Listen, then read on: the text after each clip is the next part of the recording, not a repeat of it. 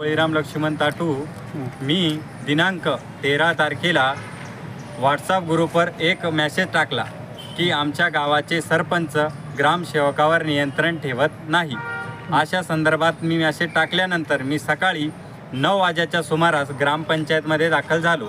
तर मला रेखाबाई अनिल अक्कलकर व त्यांचे साथीदार मिळून जवळपास 11 जणांनी मला अमानुष मारहाण केलेली आहे. त्याबद्दल मी ग्रामीण पोलीस स्टेशन सिल्लोड इथे मी तक्रार दाखल केली व 11 जणांविरोधात FIR दाखल केलेली आहे. हा त्याचा पुरावा आहे.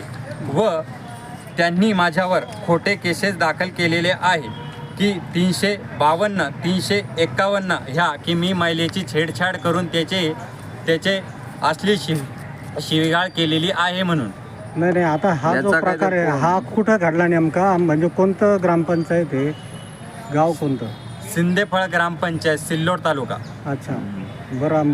काय आता तुम्ही काय माहिती मागवली होती? काय मी माहिती मागितली होती का RTI अर्ज, राईट फॉर इन्फॉर्मेशनच्या अर्जाची माहिती मागितली होती का जो कोणतीही शासकीय निधी, 15 वेतन आयोग, नीती आयोग आणि आमदार खासदार निधी व नरेगा निधीच्या बांधकामाविषयी व कामाविषयी मी माहिती मागितली होती. तुम्ही काय आता तुम्हाला मारहाण झाली तर पोलीस स्टेशनला तक्रार दिली का? हो, दिलेली. बरं. तुमच्यावर आता तुम्हाला एवढी मारहाण झालेली असताना पोलिसांनी काय ॲक्शन घेतली? पोलिसांनी ॲक्शन अजूनपर्यंत घेतलेले नाही माझ्या हिशोबाने. बरोबर. आज तुम्ही जिल्हा परिषदला आलाय, कोणाला निवेदन देणार? CO मॅडमला निवेदन देण्याकरता आलेलो आहे. काय नेमकी निवेदन? माझ्या निवेदनाची नेमकी मागणी हे आहे का ज्या शासकीय पदावर असताना त्यांनी माझ्यावर जी मारहाण केलेली आहे त्या विरोधात मी त्यांचा राजीनामा मागण्याकरता आलेलो आहे.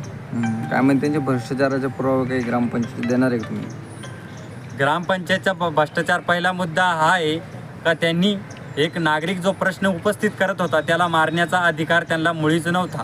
भ्रष्टाचार हा बाजूला राहू द्या, पण त्यांना मारण्याचा अधिकार मुळीच नव्हता. संविधानाने त्यांना अधिकार दिलेला नाही. याच्यामुळे मला राजीनामा त्यांचा मागायचा आहे. आता पुढची भूमिका काय असणार आहे आता तुमची? पुढची भूमिका हीच असणार आहे की त्यांची मी राजीनामा मागणार आहे CO मॅडमकडे. व मला पुढे जर चालून जर उपोषणही करायचं का वेळ पडली तर मी उपोषणाला बसणार आहे. पुढे जिल्हा परिषद समोर का? जिल्हा परिषद समोर जिथे मला परवानगी मिळेल त्या पद्धतीने मी बसेल.